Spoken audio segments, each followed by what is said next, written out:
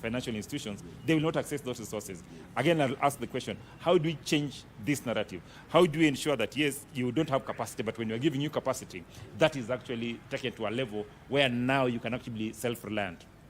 So I think the narrative bit part of it is now the financial institutions or the financial players in the market also. What was there before is there was limited access to these facilities. They have said to you, you maybe I'm a youth, I'm having maybe a cyber cafe, I'm having two of my people as staffs to support me.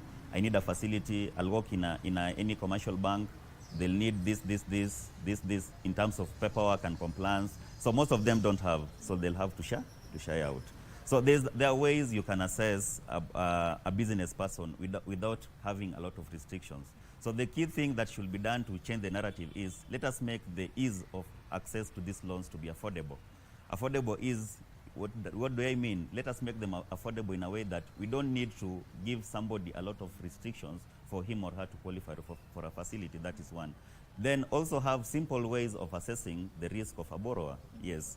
So that now, at the end of the day, each and every person will having an ease. The way you have said, as we have digitized, nowadays every platform is digitized. You can be sitting here and just pressing your phone and you get a loan in your phone. Yes, that well, for you to get that, it means you have a good credit history with the institution you are working with. That is one. You understand now, other commercial banks are checking in bit of the credit reference bureau.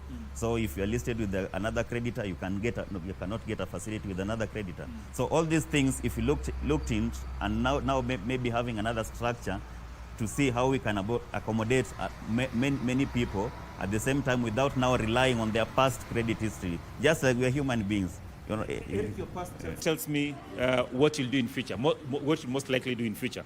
Yes. And we've seen, like the president was saying in Mias, and he's continuously talked about it, right?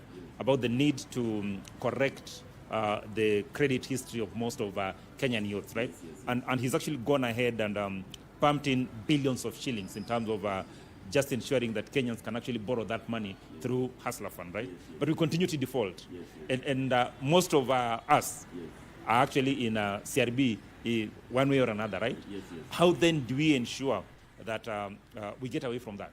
Not just credit reference bureau, yes, but also the culture. And I'm insisting on culture because if we don't change the culture, then it means we'll continue being in the same web over and over again. Yes, yes. So that's why also the way you've said, to kill that also, we're also now introducing the saving culture, you understand, of which most youths were not able to do the savings bit part of it. No, you understand. But now we're also coming up with the sensitization that you can save however small amount you have. You can save however small amount you have. Even if you're saving 10 bob per day, at the end of the year, that's something you can be proud of to save and can support you to sort one or two, three needs.